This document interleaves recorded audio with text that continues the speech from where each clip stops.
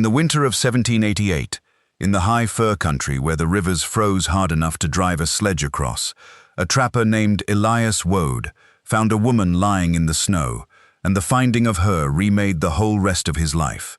He had been running his line at first light, the cold so deep it cracked the trees, when he saw the shape that was not a deadfall and not a drift. She was face down in the snow at the edge of the frozen creek, and she was alive, barely, and she was not dressed for that country, in a torn traveling cloak gone stiff with ice. Elias had lived alone in the fur country 11 years, and had grown as solitary as the wolves he trapped.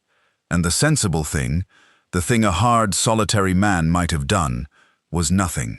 The country killed people. It was not his business to argue with it. He argued with it. He got her up over his shoulder, and he carried her the 2 miles back to his cabin, through cold that wanted them both dead, and he laid her by the fire, and worked over her the way you work over the nearly frozen, slow and careful, warming her by degrees, so the warming itself would not kill her. It took him most of the day to be sure she would live. By dark she was breathing easy and sleeping deep, and Elias Woad sat back on his heels and looked at the stranger in his cabin, and wondered what in the name of the cold he had brought home. 11 years he had run the high lines alone, and in 11 years, the only voices he heard for months at a stretch were his own and the wind's, and he had come to prefer it, or told himself he had. A man who has decided that company is a thing that gets taken from you learns to do without the having, so he need never again do without after. Elias Woad had perfected that arithmetic.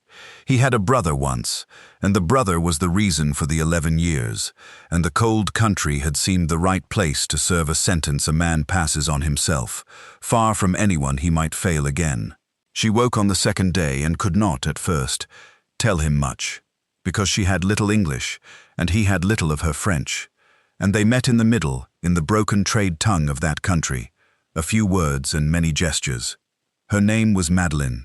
She had been traveling with her father, a trader, down from the northern posts, and there had been an accident at a river crossing, the ice giving, the sledge gone, her father gone with it, and she had walked, she did not know how long, until the snow took her down at Elias Woad's creek.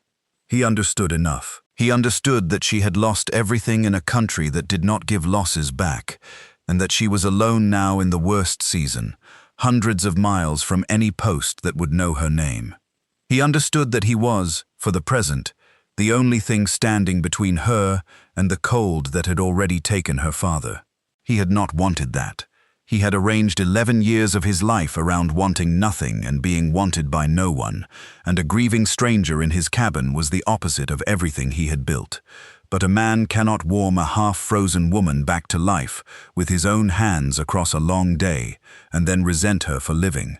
The wanting nothing had already cracked, somewhere out on the line, when he chose to carry her instead of leaving her to the country. He just had not noticed yet.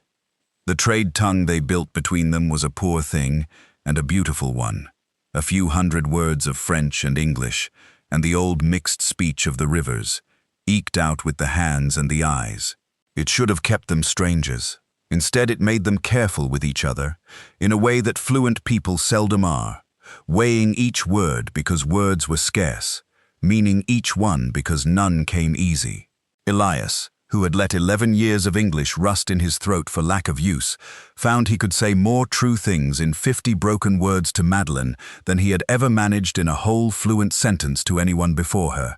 The body recovers from cold faster than the heart recovers from loss, and Madeline's body mended while her grief did not, and Elias, who knew nothing of comforting anyone, learned by doing it badly. He could not speak her language well enough to say the things one says, so he said them in the only language he was fluent in, which was the language of provision. He kept the fire high. He gave her the warm side of the cabin, and took the cold.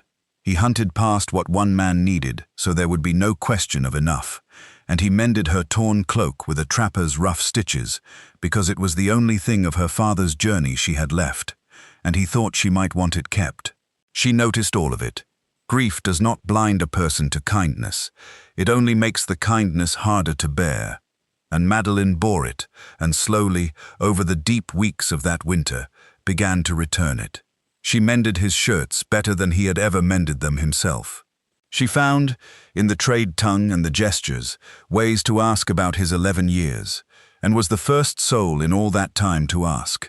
And Elias found himself answering, haltingly, telling a stranger in broken words the shape of a life he had told no one. By the heart of winter they had built a language between them that was neither his nor hers, but a third thing, made of necessity and patience and the long evenings, and in that third language they said more true things to each other than either had said in their own tongue to anyone in years. He learned her father had been a good man and a reckless one. She learned Elias had come to the fur country running from a grief of his own, a brother dead, a blame he carried, and that the solitude had been a sentence he passed on himself.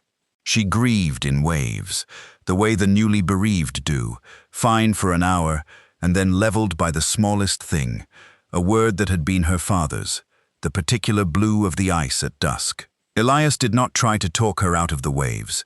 He had no gift for it, and no faith in it. He had grieved his brother for 11 years, and knew that grief talked out of a person only goes underground and waits. So he let her grieve, and he kept the fire high while she did it.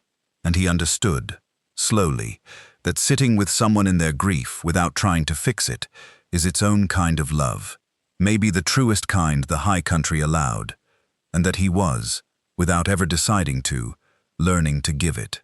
There was a night, deep in the winter, when a fever came over her, the body fighting off the last of what the cold had done, and Elias sat awake through the whole of it, cooling her forehead with snowmelt and listening to her speak in feverish French he could not follow, and he was more frightened that night than he had been on any line in 11 years. He had carried her out of the snow, he had warmed her back, and he understood, sitting in the dark afraid she might slip away after all, that somewhere in the weeks of tending he had stopped keeping her alive out of duty, and started doing it because the thought of the cabin without her in it had become unbearable. The fever broke at dawn. He did not tell her then what the night had taught him, but he knew it, and a man cannot unknow a thing like that. Spring came the way it comes to the high country, late and sudden, the rivers breaking up with a sound like cannon, the trails opening. With the trails came the question they had both been not asking all winter. Madeline could travel now. There was a post 4 days south where her father had been known, where there would be people who could send word to her family in the east, where a young woman could begin the long journey back to a life that did not include a solitary trapper's cabin. Elias readied her for it, because that was provision, and provision was the only way he knew to love. He packed her food for the journey.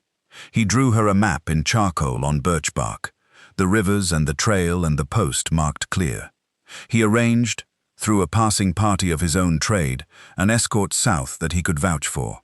He did everything a man does to send a person safely away, and he did it with a stone in his chest that he did not let her see, because he had decided she was owed her own life back, and that his wanting her to stay was a thing he had no right to lay on a grieving woman he had pulled half dead from the snow.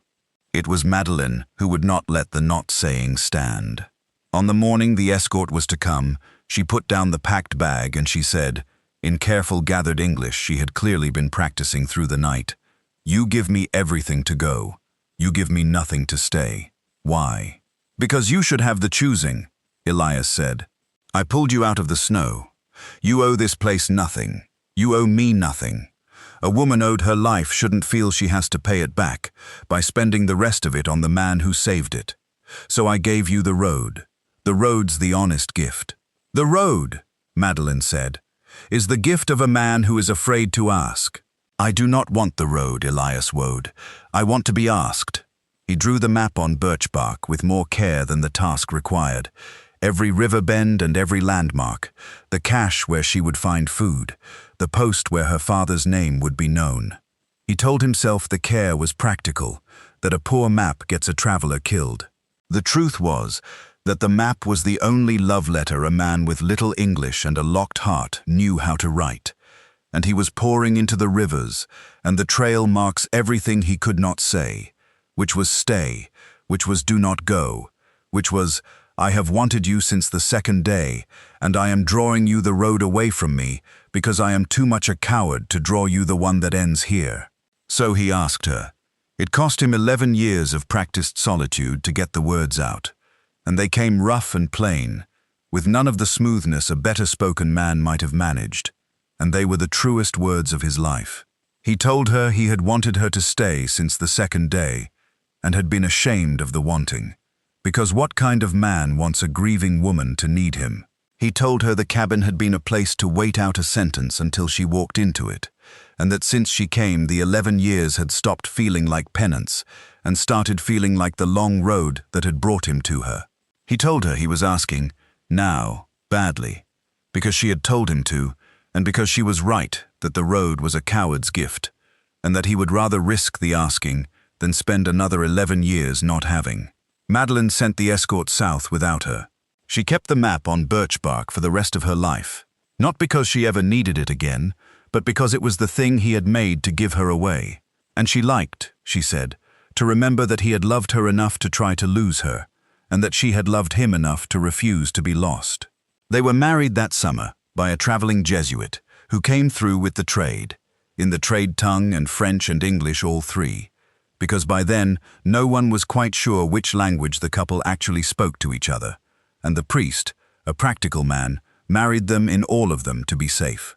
The cabin that had been one solitary man's sentence became two people's home, and then more than two, and the fur country, which gave back no losses, made an exception, it seemed, for what Elias Woad had carried 2 miles through the killing cold and refused to set down. There is a line the old voyageurs of that country used to say, that the river takes and the river gives, meaning a man should not curse the water for one and forget the other.